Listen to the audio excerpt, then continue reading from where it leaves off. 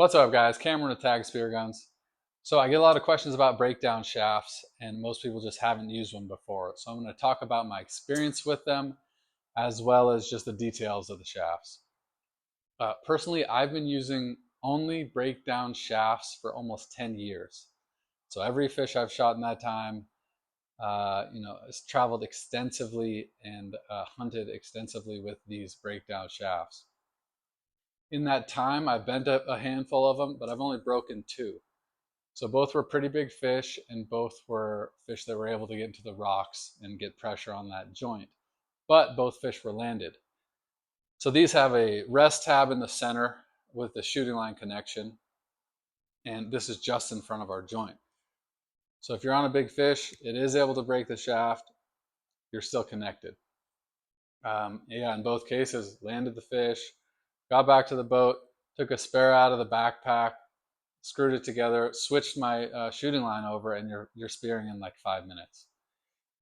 As for customers, I've had a few bent shafts, but haven't had a broken shaft yet.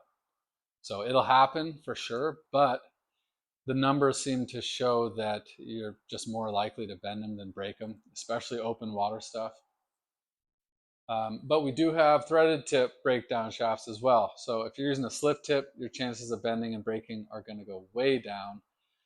And it's just a good setup for your big game, your blue water stuff. And we also just sell single piece shafts. So we have single piece shafts of the exact same spec as our breakdown shafts, because some divers like to use the single piece shaft for all their local stuff, and then they just sort of save their breakdown shafts for the trips and the travel. Personally, I usually use a flopper, always a breakdown. And that's just because here we will hunt like pelagics and reef and bottom fish all in the same session. So flopper is nice.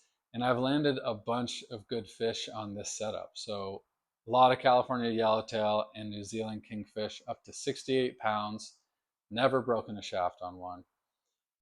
White sea bass, all sorts of snapper, mahi, even wahoo and yellowfin tuna on a flopper.